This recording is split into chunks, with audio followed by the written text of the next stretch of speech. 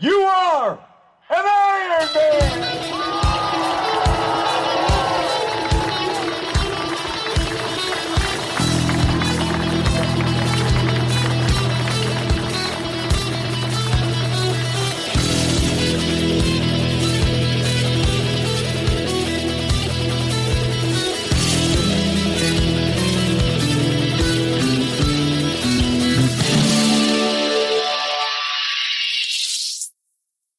Welcome to episode 75, very special edition. We're going back to the future for the third time. Today I'm going to be joined by two previous guests to see how they got on in the future events that we spoke about back when we originally recorded their podcast episodes. Today I'm going to be joined by Finbarr McCann and Gary Rea. Let's see how they got on. Finbarr, thanks very much for coming back onto the podcast. The last time you and I spoke was way back in episode 29. I'm guessing that's autumn 2024 or thereabouts. You shared your journey from your amputation, and you were looking forward to taking on a new kind of regime with your fitness, and you had a few goals in mind. So, in your own words, how have you been getting on since? Well, first and foremost, thanks for having me back. Great to be chatting to you again. Things have progressed slowly. And yeah, we've had all kinds of issues and we've done everything wrong and learned how to do it right. And no, a lot's happened since the last time I was talking to you now. You were talking about trying out this new blade. We have seen you since. Anybody that's around Omagh has seen you running on the pavements. But, you know, whilst it looks very natural and how you've actually adapted to it, it looks really, really cool at the minute. There was a few teething problems, I'm guessing, and I know they put up a few posts on your Insta feed and you were tinkering about with grinders and screws and WD-40 and all sorts of stuff was going on. It was like an episode of the A-Team from one week to the next with all sorts of wee kind of mechanicals, if you'll pardon the pun. So what sort of issues have you had with the whole setup, Finbarr? I hope my prosthetist doesn't see this anyway, because he'll not be too impressed with me doing all the tinkering myself. Yeah, so the last time I was talking to you, I had only really got the running blade and had been out on it a few times. It was giving me a lot of bother, a lot of pain in my lower back and things like that. So yeah, started running to Belfast, up to the prosthetist in Belfast, and we tried a few things, tried changing a few things, loosening and tightening and just changing the geometry of it really, but it didn't really work out and we ended up having to make a new socket for it just to fit better. That's a long enough process. That probably took, give or take, 2 months to get that done. After that, once I got the new socket and it fitting properly, yeah, things started moving forward then. Comfort-wise, it was very comfortable, and you know, I was able to put a kilometre or two together, and you know, try and step it out each time that I went out on it, go a little bit further, things like that. And then yeah, ran into all kinds of problems with bits coming loose and in the middle of a run, parts falling off it, and things like that too. You were very, very keen to get up and get at the running and to get picking on with your life and with your sport and your fitness. And I suppose looking back, were you maybe a bit too keen when you think back? Because I was thinking, you know, maybe was there more healing to be done? Well, yes, it definitely took me longer than I thought. I mean, I wanted to do everything right now, as I suppose most people do, but yeah, it's a slower process. And I think it usually takes about 2 years for you to get your final shape of your limb, because obviously the muscles in my quads, I don't use them because I don't have anything below my knee, so they just atrophy. And it usually takes about 2 years for them to fully atrophy down to whatever size it's going to be. So you're trying to get a socket to fit your leg, and every day you put it on, it's a different shape and a different size. So it's just a constant battle. And even throughout the day, you know, I mean, you're having to rejig it at lunchtime, and you know, after a hard training session, yeah, it's different than before the hard training session. Just a constant battle with that. But no, it's calmed down now. I think we've got kind of a final shape, and yeah, everything's fitting pretty well at the moment and has been for quite a few months now. Great stuff. We talked about all the fantastic kit that was involved in your other prosthetic leg and the knee joint and the app and all this bits and bobs. Is there similar tech in the blade as well then, or is it more of a fixed feature?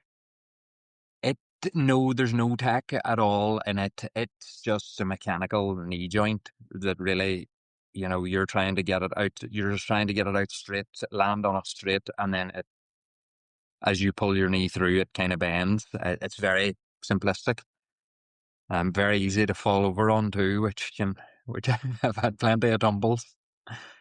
But no, Getting yeah, getting used to it must have been like it was probably quite daunting, I guess, with it being such a small, narrow piece of metal. Even psychologically looking down at it, like even thinking, where a leg once was, now there's this here small piece of blade, and it must have been quite unnerving for a period of time. You're flying at it now, I have to say, but I'm thinking just back at that sort of early days. yeah, but back at the start for sure. I mean, you were running everywhere, just looking straight down, just to make sure that it was swinging through properly and wasn't catching on anything. And it's really only been in recent months now that I can actually get into a bit of a flow, and enjoy running again.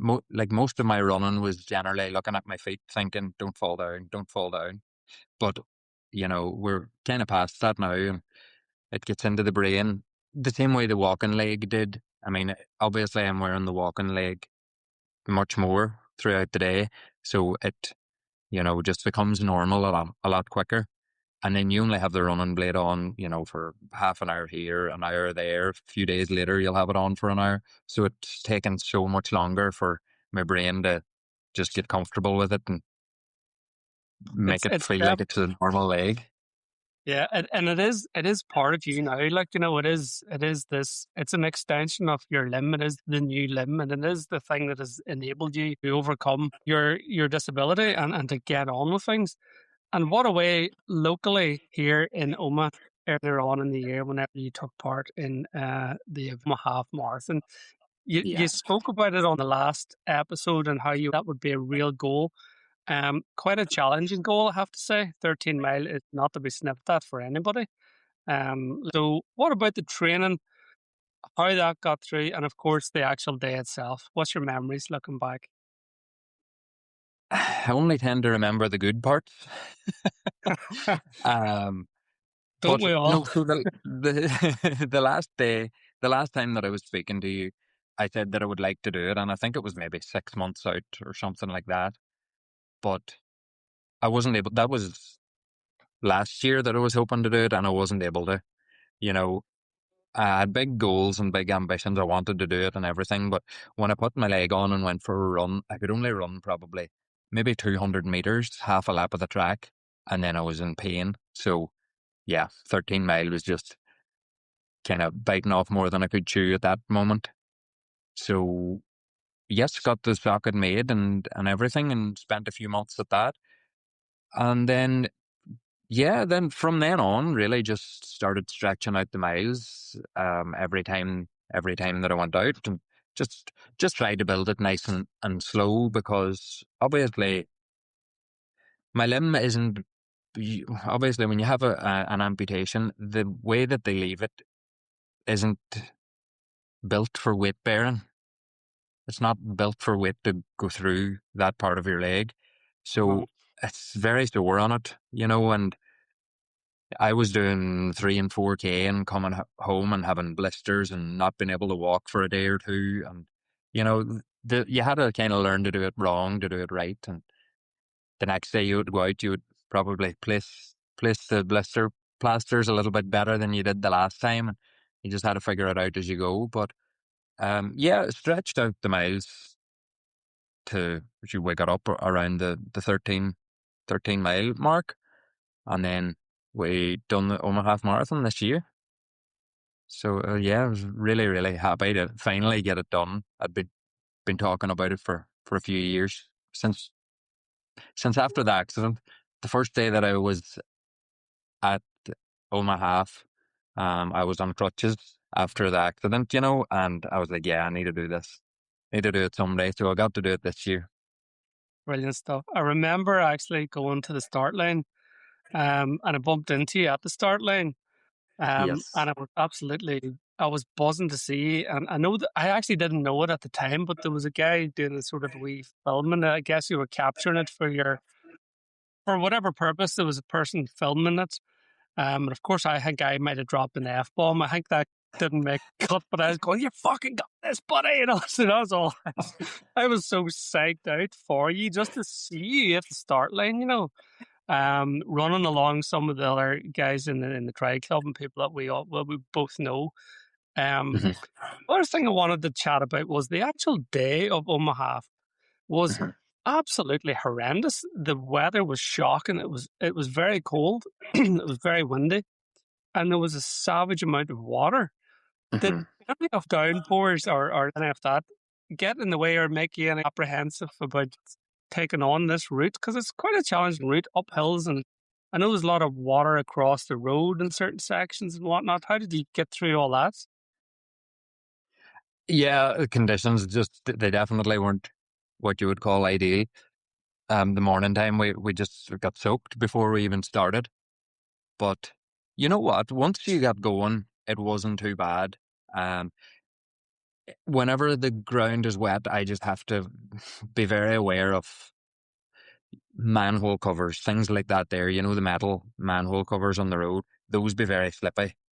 And I Hmm. don't have the same control over the running blade that I would with my foot. So yeah, just been very cautious of those things. But there was a few big puddles. I just had to stop and walk through them, and you know, the same as everybody else. Everybody else was doing the same, and I was lucky enough that Lucy McDermott had run with me, so she was keeping me right and keeping people out of my way, and she kept the path clear for me. So, you know what she's like when she gets going. She's just No something else. better woman. If Lucy McDermott's shouting at you to get out of that in way, you're going to get out of the way. We both know So, that. And I'll probably yeah, apologize on her that behalf was. for anybody that she shouted at. So it was great to have Lucy running with me and just kind of keeping all the things right. And or she was on point with nutrition and everything, and keeping an eye on the clock. And yeah, so that went really well. There's a lovely photograph of you and a bit of video footage of you crossing the line, and you can see it in your face just how much it meant to you to be able to cross that line. What was it like for you?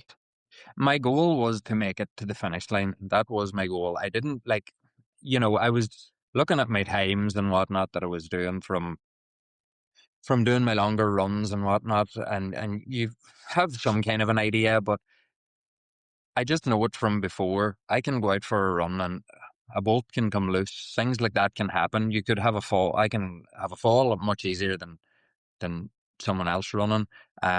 So I was just, my goal was to see the finish line. That's all I wanted to do.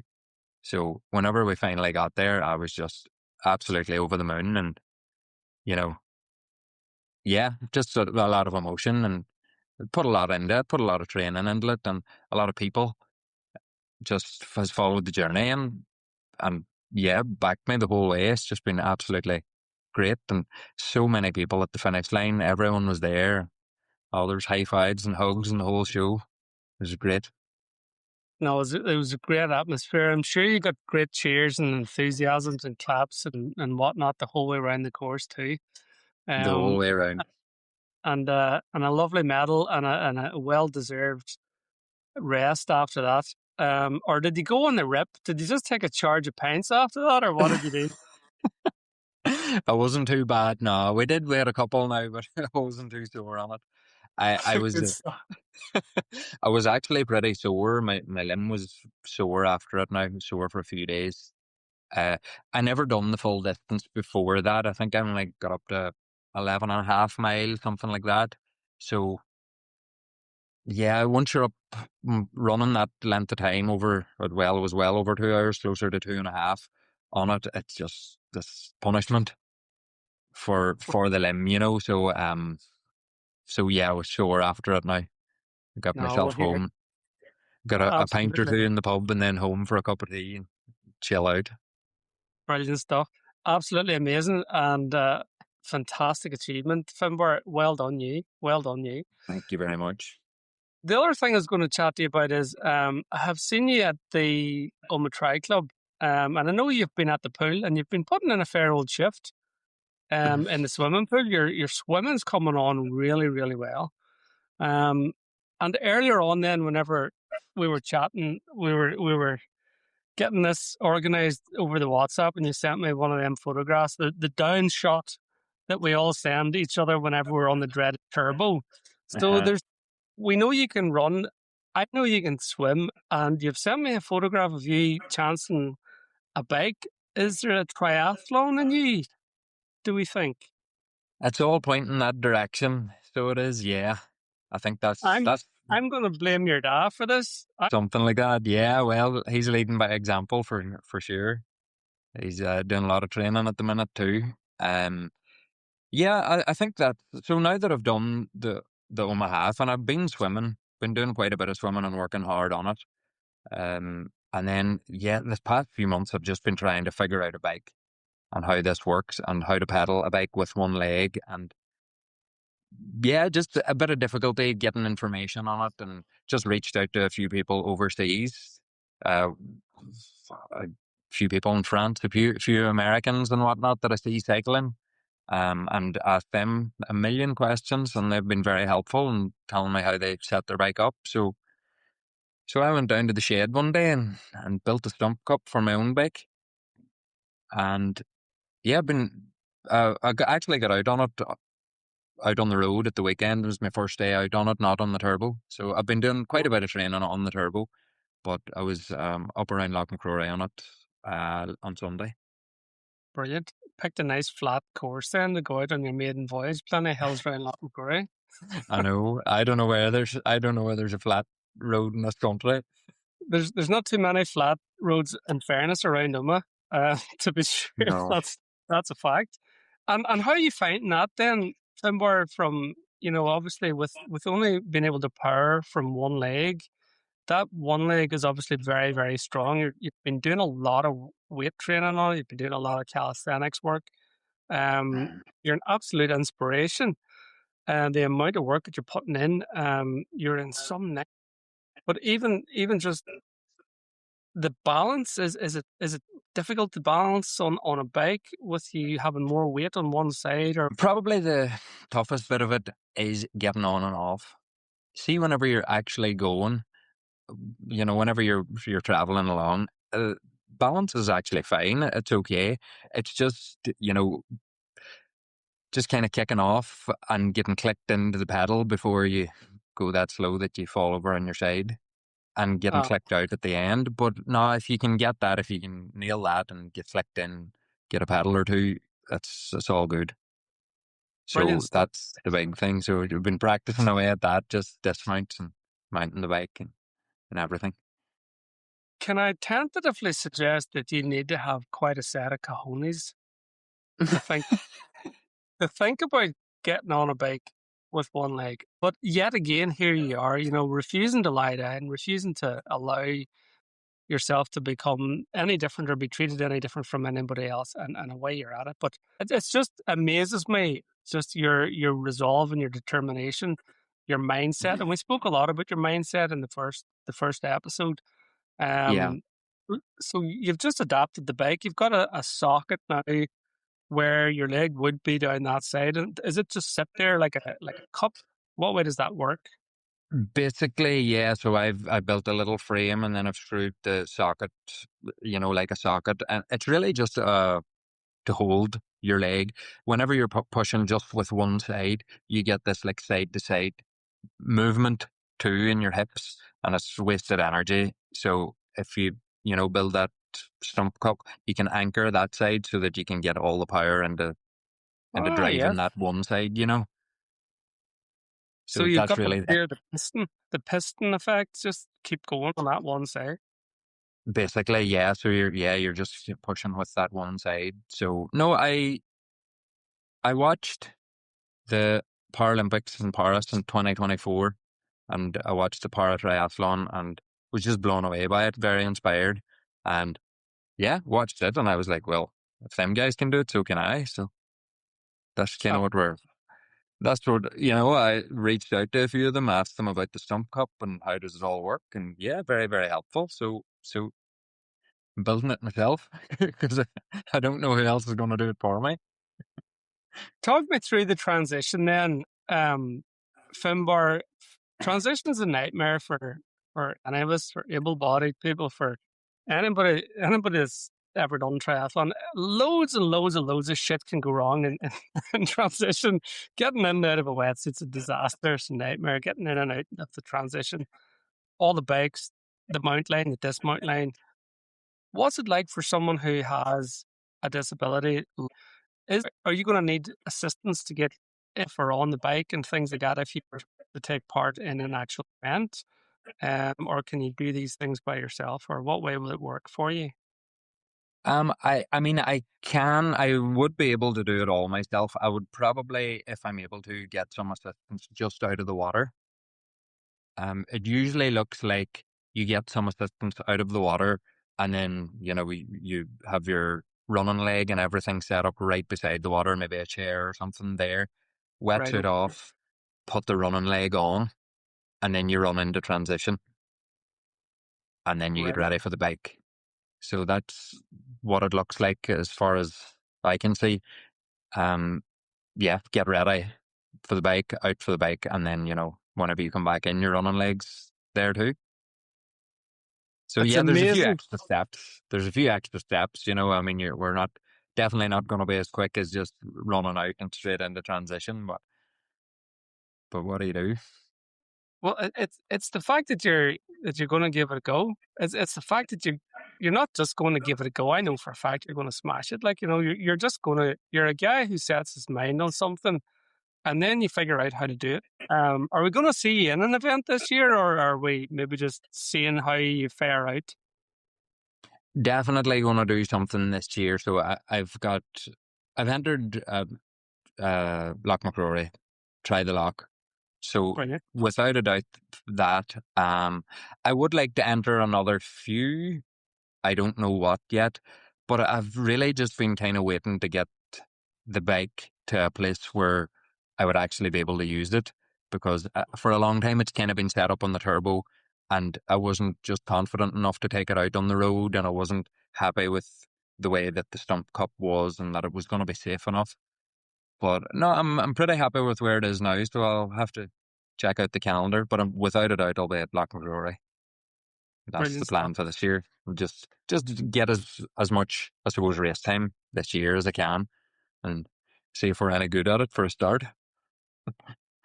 No, you will be, absolutely. I have no doubt. Finbarr, it's been absolutely class crack linking in with you again and catching up.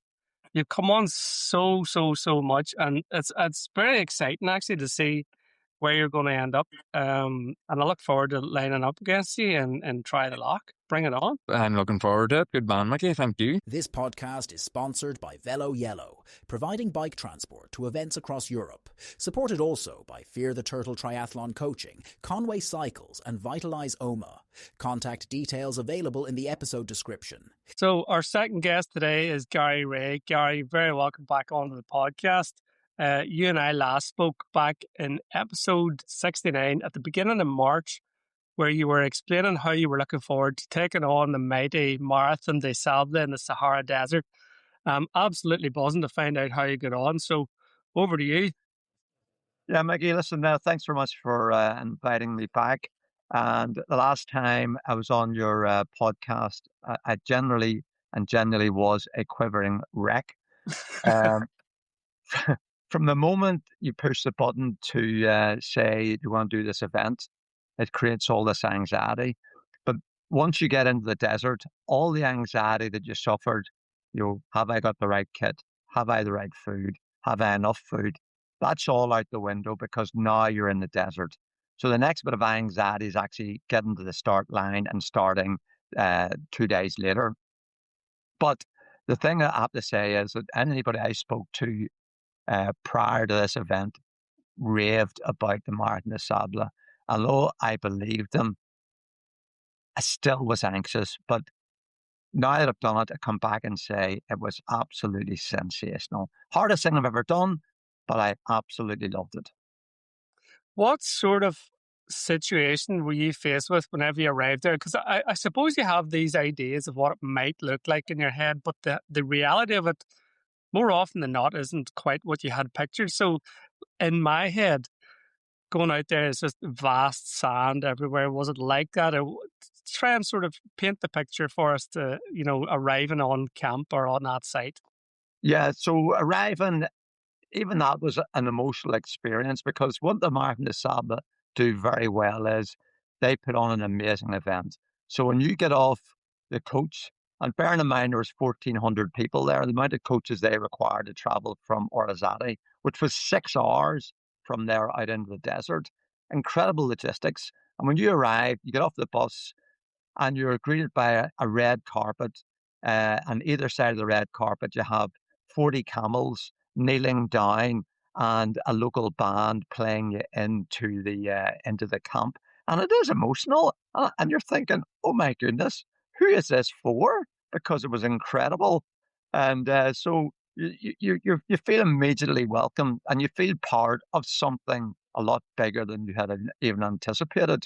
Now, the camp itself, it sat sort of on a very flat desert area, and a lot of the terrain that we went across was a hard surface. I reckon, or I'd read before, something like 30% of it is sort of sand dunes and 70% is hard, dried up riverbeds. So there is a real combination of both. Um, but certainly where we were in a bit of a valley, and so no matter where you looked, you saw these massive sand dunes and mountains, and it was absolutely beautiful and terrifying in equal measures. I'm trying to sort of in my mind's eye imagine what it must be look like to be met with a guard of honor with camels kneeling down as you come in. And what I'm also thinking as well is there must have been a queer stink of them.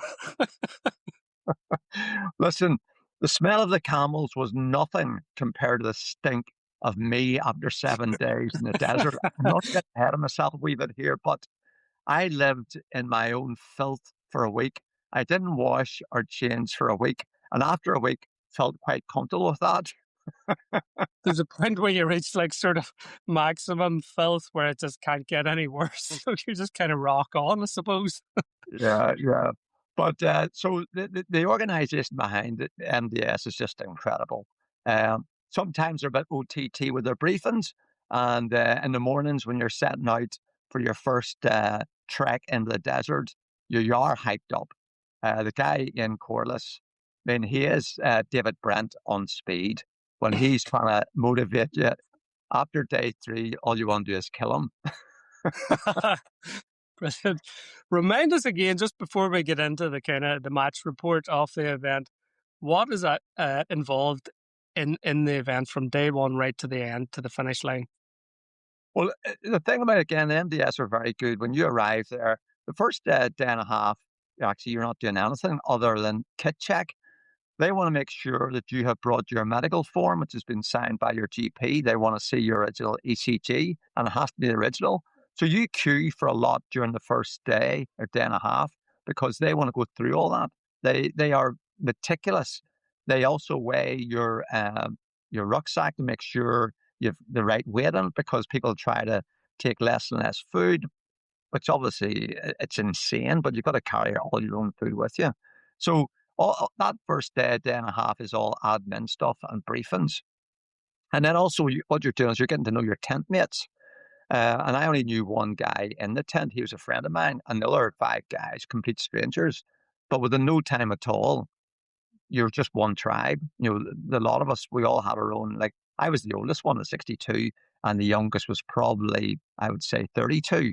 But we all had the same fears, concerns, and excitement. So all those aspects add to it. And they also, in effect, when you look back, help get you through the event. What was going through your mind, Gary, on the first morning whenever they blow the whistle? They presume they blow a whistle or fire a cannon or whatever it is that they do. What was going through your mind as you were setting off on what would be an absolutely epic journey? Well, I suppose like everybody was high-fiving each other and, "Come on, we can do this," all that sort of, encouragement. And my pal, Derek, who him and I had said beforehand, "We'll do this event together. We'll stay together."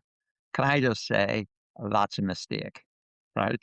Because if I'm quicker than him or he's quicker than me and one has to wait for the other one, then one is gonna resent the other for going ahead, and the other one is resenting the other one for not saying, "Go ahead." So it creates its own little bit of friction. So initially, when you go out and you are nervous and away you go, away you go into the darkness, and there's lights everywhere because you have your head torch on, and it is exciting. It is very exciting because they do pump you up. It's not just a whistle or a cannon. They're playing Highway to Hell. They're banging this out as you head across the start line and into wherever you're meant to go. Now you're given a map of roughly how many, well, not roughly, how many aid stations there's going to be. It's very detailed. So you know at all stages, right, within 8, 9, 10 kilometers, I'm going to hit an aid station. And when you hit an aid station, or even before you hit the aid station, the volunteers come out to greet you, and they are amazing. These blue coats, and they are volunteers, and they're cheering and shouting, and that also lifts you.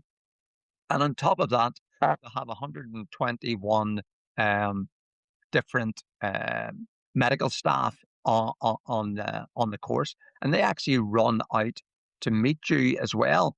But they're also checking to see how you are. They're very, very strict. So that's the one thing I felt at all time, that I felt safe. I felt safe the whole time, and that was great.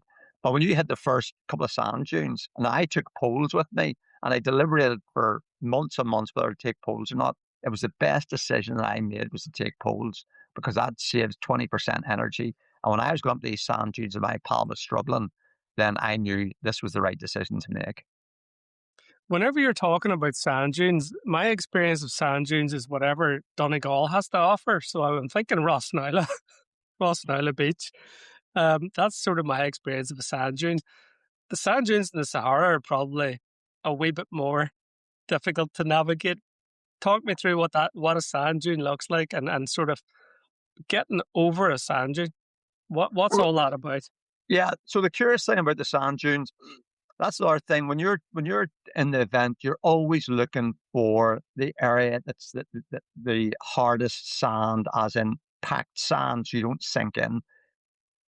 Actual fact, they're not so different to Rossnala or Portrush, the sand dunes, but you learn also to follow somebody up the sand dunes. So if I follow a competitor in front, I'm putting my footsteps where their footsteps were. It creates like almost like proper steps, and you get up the sand dunes a lot quicker.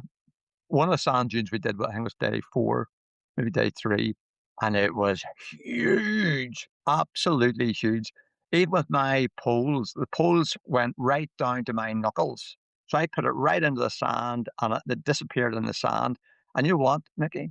It was comical. It was comical because people were scrambling up on their hands and knees. And this is where sort of the collegiate effect of the participants is. Everybody's helping everybody else. Unless you're actually in the top 100 and you're looking to get a really brilliant time, everybody's helping everybody else. It's not a case of walking over the top of each other. It sort of brings out the best in humanity when you see these people together, all helping each other and just trying to get up these hills, they were sensational. And of course, once you get to the top, you're rewarded by the views as well, which is out of this world. And so all those things are amazing.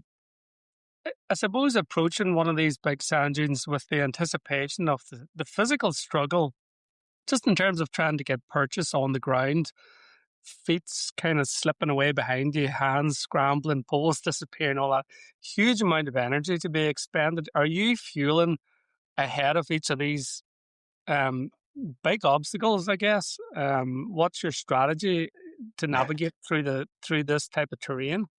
Look, I wish I could say to you here now that I had a strategy. My strategy was just get through it. Now, people who are wiser could see these coming, and maybe 200 yards back, they would take a few extra sort of nuts and stuff to try and get a bit extra energy. I was just taking food when I was hungry because I had them in my pockets and had plenty in my pockets to get me through each day. But no, you kind of see the massive sand dunes and you go, oh, here we go. Let's see how.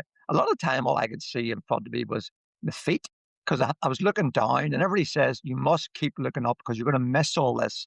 Unless you look up, you're going to miss everything. So I was checking out my feet more than anything else. But and it does take a lot out of you. But because you've trained so much, your energy levels come back up in no time at all. And maybe at the top you might take a bit of extra water or take some tailwind or something like that, and you're good to go again. And the excitement of running down the other side of the sand dunes, you're like a 5-year-old child playing, running wildly, in the glens, wherever you happen to be, and just sheer abandonment of any responsibility. And you're just going, really? I'm a 62-year-old man behaving like a 5-year-old, and I am loving every minute of it. Sounds absolutely amazing. I can just picture you racing down there, like just woo, just going mad. Like, you talked about the recovery there, and you talked about your training. Obviously, you didn't go out there unprepared. You put in a massive training block, evident by the very fact that you finished the event. But just in terms of moving through the event, with it being multi-days, did you find that you were getting back to your base camp in time, getting rested in time, getting refueled, rehydrated? How did all that kind of work out for you? Was there any hiccups along that kind of way? No, everything was brilliant because even before I went, like I said before, like my back bedroom was like a mess flipping lab with all the wee bags marked out how many calories per day. And then that was just for your food, for your breakfast and then your tea.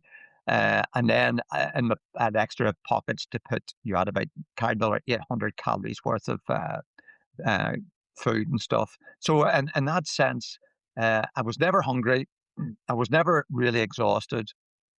And when we got back into the camp, you just was just so elated to get back. And that also gave you a lift.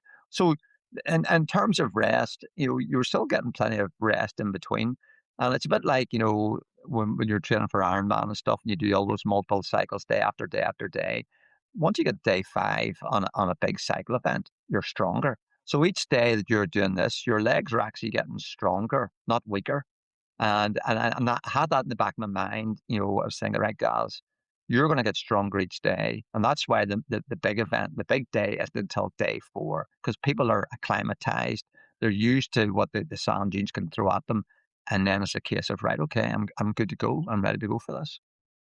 That's a great mindset. So before you even went out, you were anticipating you were going to get stronger, and that's how you felt, and that's how it managed to work out that way for you. What about base camp then in the evenings? Was there guys coming back into base camp just and flaking out? Was the bodies dropping left, right, and center? I'm assuming everybody was in a similar ilk to yourself, having gone there, having put in the prep. But was there a bit of a party vibe going on at night, or were people very quiet and just looking to get some shut eye? No, it was a good camaraderie in the tent. Now, the only downside is if you lost somebody in your tent. So we had a guy in our tent, and he had qualified for Kona. He was a sub 10-hour Ironman in Hamburg, and he was he was a proper phenomenal athlete. And but he went after day 2. He had done the Pilgrim's Trail in England 6 weeks beforehand and had an issue with an IT band. Um, so I was okay. So like, I'm just going to persevere here. Day 2, other IT band went. He could hardly walk. So the downside for that, other than the obvious, whereby his event is now over, but he then is brought back to our tent. We're buzzing about the event and what's going to happen tomorrow, and we're trying not to be buzzing about it because we understand this poor guy. He's almost in tears because he's leaving. So that's the other side of the coin. It's great when everybody is going through it together. It's great when we're all having our great wee stories. But when somebody in your tent then has to leave because of injury, that's a bit of a downer. That is a bit of a downer. So that's the only downside. Now, The other thing that got everybody in the tent, except for me, was everybody had blisters. Everybody had terrible blisters. Now, again, what the Marathon Des Sables are really, really good at, leading up to the event, months before the event, they give you different briefings. And one briefing was foot care. So they recommended 2 different creams to use 30 days before the event. Like, my wife was getting fed up seeing my feet hanging over the edge of the tee because every night, oh, Gary, not again. I said, I have to do this. I've been told to do this. So every night I was moisturizing my feet. It's the best my feet have ever been in. And I never got a blister. The only one in the tent didn't get a blister. And these guys got bad blisters.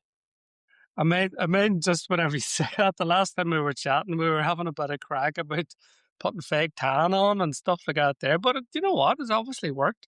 And these men and people that have organised this event know what they're talking about. So if they tell you this is what you should do to prevent blisters, hey ho, more fool you for not doing it. So well done for sticking to it.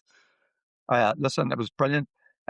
Every single day, the biggest queue was for the blister tent. And, not meant to sound, xenophobic, but there was French doctors and British doctors. And if you got a French doctor, it was a bit more painful than a British doctor. The British doctor, now, this is from what the guys told me, they dreaded getting the French doctor because they just fired the needle in. So they fire the needle into the blister, they take out the fluid, and they pump in iodine and a solution to actually, seal your blister up again. And they were saying they weren't particularly gentle about it. Whereas the British doctors and nurses, they were amazing. But it was like a scene from like a apocalyptic movie. People walking about, shuffling about after they come out of the tent, and you're thinking, how do those poor souls get up the next day and go and do another marathon? But they did. It was phenomenal. Brilliant stuff. Blisters are a fairly serious thing, but I suppose in the whole broad scheme of things, a blister could be viewed as quite a minor ailment to have to contend with. And I'm just thinking about Ironman Lanzarote not long over. It was on there just at the weekend. And I was chatting to a few of the guys from the club there last night, and they were talking about the heat. They were talking about the ambulances going up and down and picking up people left, right, and centre. And that was down to the heat, people not being used to the heat and suffering and persevering and pushing themselves too much in those conditions. Was there anything like that was going on with this event, or were people a wee bit more? Were the medic team on point to say, "Hold on a minute, no, we're not going to let you go out. We don't think you're going to be able to sustain it anymore"? How did that sort of work out? Yeah, the medic team, they were absolutely amazing, and so. When you went into each checkpoint, it's not like Ironman where you get your juice or you get your bit of orange and away you go. And each checkpoint actually had small tents whereby you get yourself out of the sun. And also those wee small tents were also used by the medics to treat people who clearly, needed to come off the course. So they were very, very good. And the fact that, the aid stations were quite close, people who were beginning to suffer were never that far away from an aid station. So when they came into the aid station, right away the medics say, "Oh, hold on a second here," and they would take them to one side. And and some of them were casevaced out of the event, even by helicopter. But by and large, first of all, it wasn't that hot. It didn't get above 35, 36 degrees, and because you're starting so early in the morning, you're in darkness, and then obviously the sunrise and stuff. So a lot of the time you are avoiding the hottest part of the day. So you were pretty fortunate. But here's another one I was going to say to you about. So one of the biggest problems was the toilet facilities, right? Think of your worst festival experience or your worst Ironman experience, and that's what it was like. And so you have to bring your own toilet paper, right? So toilet paper became this currency now that people were dealing in. It was honestly, it was anybody here, and you're going, "Well, I don't really want to give away my toilet roll." Anyway, so you'd go out and they had these little sort of toilets surrounded by Velcro pop-up tent thing. And after the first day, I realized the best one to go to, maybe 10 in a row. If you went to the very end, then that's where the hand sanitizer was. So even though you had Velcro to close up your wee tent, you're sitting there and then somebody's looking in at you, not intentionally, But just the fact that it's the same eye level, I went, right, I'm not going to sit there again because this is way too weird. And the other thing is, so you had to bring your own, they supplied the bags. You put the bags where the toilet was meant to be, and then away you go, which is great until one day I hadn't attached mine properly. It was carnage, absolute carnage. So I spent the next 10 minutes on my hands and knees trying to clear up because I didn't want the next poor soul getting been impacted by my disgraceful behaviour. And so I'm thinking, really, is this what your life has come to? You're in a desert on your hands and knees cleaning up your own feces. So it was shocking. And then my pal, he went out one morning to go, and he said somebody had forgot to put the plastic bag in, and it just went straight through the hole. So you know that aspect of it was carnage. So you learned then the best place to go actually to the loo is at one of the aid stations because not that many people used them. And then, so the issues that potentially will stop you finishing the Marathon Des Sables, first one is blisters will stop you. Secondly, if it's too hot. So I think 3 years ago was 50 degrees plus. 50% of the people didn't finish. The other one actually is gastroenteritis. So half the camp suffered from gastroenteritis, half the camp, and they still managed to get themselves through it. And even though the camp do supply, sanitizers and stuff, people did get this bug. So those are the three main reasons why you'll not finish the Marathon Des Sables. And if you're fortunate enough that you can sort of sidestep them, you're on a winner. But I have horrible memories of the toilets. Let's not linger on the toilet scenes. And apologies if anybody's listening or watching this here while they're having their lunch. It's put me clean off pigs, I can tell you that. But in terms of just that gastro issue, would that have been just maybe potentially from the lack of sanitization, the lack of facilities to clean yourself? You talked about maybe not being able to get yourself cleaned for the full duration of that. Was there even running water, showers, any types of facilities like that at all to give you a chance to keep yourself clean and to refresh? No. They always give you, I think it was 3-4 liters of water at the end of each day. So you use that water whatever way you want to use it, whether it's to cook, clean, or whatever. And there actually was plenty to give yourself a bit of a. But I mean, I brought a thing called Pits and Bits, which is a tiny sort of cloth. Add water, it creates, like a bit of a cloth to wash yourself with. And I think like one day I joyfully said to the lads, right, I'm going to give myself a bit of a scrub here, boys.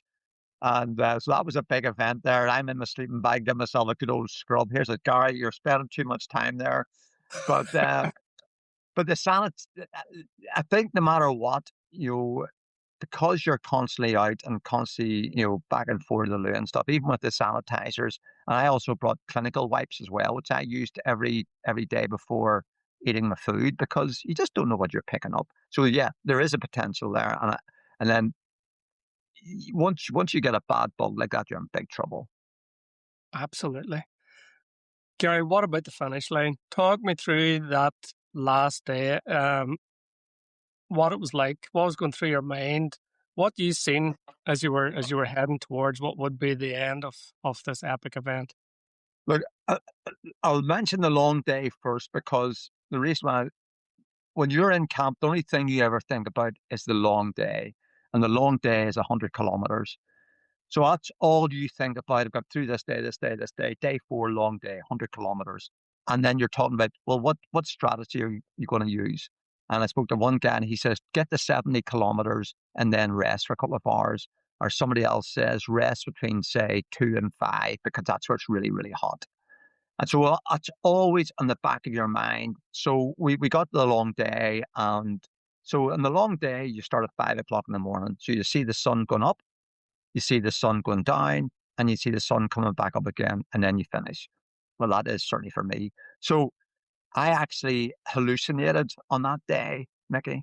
Right. So I'm about 20 hours into it and walking across a really long piece of, riverbed. It seemed to go on for miles and miles and miles. And as I said earlier, the volunteers would come out and greet you as you're getting close to one of the aid stations. And I saw this girl in the distance. I went, oh, brilliant. Because I was on my own at that stage and I was lonely. So I said, oh, great. I'm going to have somebody to talk to. And then she starts to dance back and forward. And she was on like a little platform, which was a slightly lighter color than the rest of the terrain around her. I went, well, that's a bit strange, but sure, that's okay. And she was dancing back and forward. And she's about 200 yards ahead of me. And then she started to tweet to the birds, right? There's not a bird within 100 miles. And she's tweeting to these birds. And they're tweeting back to her. And I'm going, wow, how talented is she? And then she is joined by 2 other blokes. And oh, this is great. I'm going to have 3 people to talk to. And of course, I got closer and they were just beamed up. And then I just laughed to myself, thinking, right, okay, that's definitely a hallucination. So, so once you get through that big day and you're back at camp and you're just thinking, oh my goodness, I'm so glad I got through that. And then this is where the MDS again are very, very good.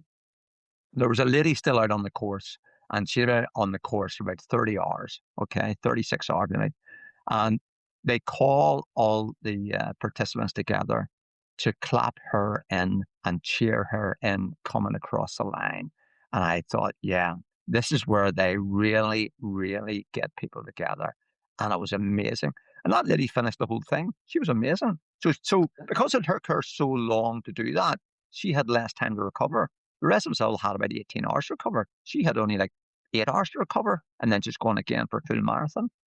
But to take you to what you were saying about the last day is only like 15 miles. So right away you're thinking, this is brilliant. So like a lot of the MDS, I was walking with my pal and I said to Derek, I'm running. I'm just going to run this. And he says, right, where you going, mate? And I ran it and just loved every minute of it. And then the last 5K, a sandstorm kicked in. A sandstorm kicked in and right into your face, right? And it was pretty tough. So I started to draft behind a camel. I kid you not, there was a camel in front of me. I went, right, I'm getting up behind this camel and I'm going to stay behind this camel until we get across the line. And getting across the line was phenomenal because the guys who'd been in your tent who were ahead of us, they're waiting for us and they're hugging you and all the usual stuff. And then, curiously enough, where it ends is at the edge of a town right beside a hotel. So I went, right, hotel, I'm straight in there. So anybody else is straight to the bar, let's get some drink. I'm straight into the toilet. I'm thinking, right, I haven't seen my face for a week. I'm going to have a wash. I'm in this 5-star hotel, washing all this grime off my face. And then I went, oh, and there's a toilet. What? And it's got a door and lots of toilet roll. So I spent 10 minutes in there as well, loving life. And then you go out and have a few beers with the lads. And then that's it. It's just sensational, Mickey.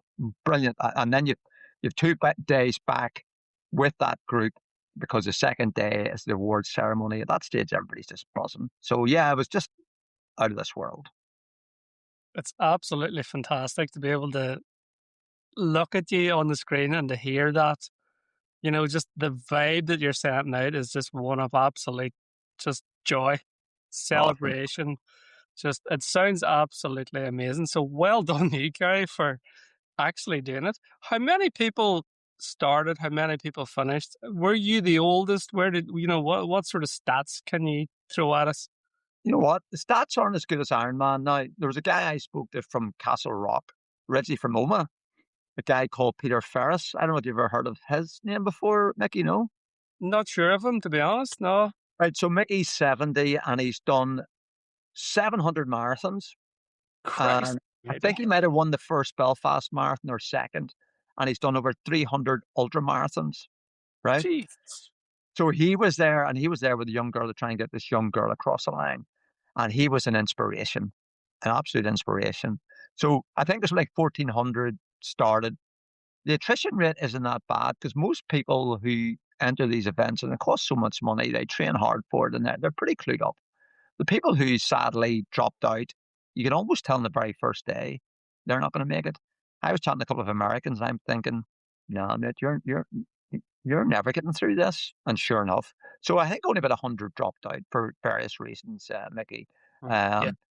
And just another thing I was going to say was the guy who won it from Morocco, 21 hours. 21 hours for 270 kilometers. I took 64 hours, 21 hours. And the girl, I think the leading female was 22 or 23 hours. Really, really incredible. Another thing I was going to say is once you parachute yourself into that environment, you're surrounded by people who this isn't just, they just don't do the Marathon Des Sables. One guy I was chatting to, he was running across New Zealand. That was his next event. Some other guy had a 400k event to do. And they asked me what was my next event. I says, well, my next event is I have a 16-mile run round Rathlin Island coming up in July. So these guys are off the scale, Mickey, off the scale. Deadly. Isn't it wild though? Surround yourself by positive people and just, the to even be in company like that, and for us to be in your company is an absolute privilege. We're all very blessed to be part of this type of community, and whatever it is about the endurance scene, it's something special. It really is. Yeah, it definitely brings the best out in people. It definitely brings out the best people. And actual fact, the other thing I noticed was there were quite a few husband and wives doing it. I'm not, well, I know it was me and my darling wife. There'd be a divorce by the end of it. I don't think my darling wife could cope with the toilet and facilities. I think that would just be enough. No, definitely not.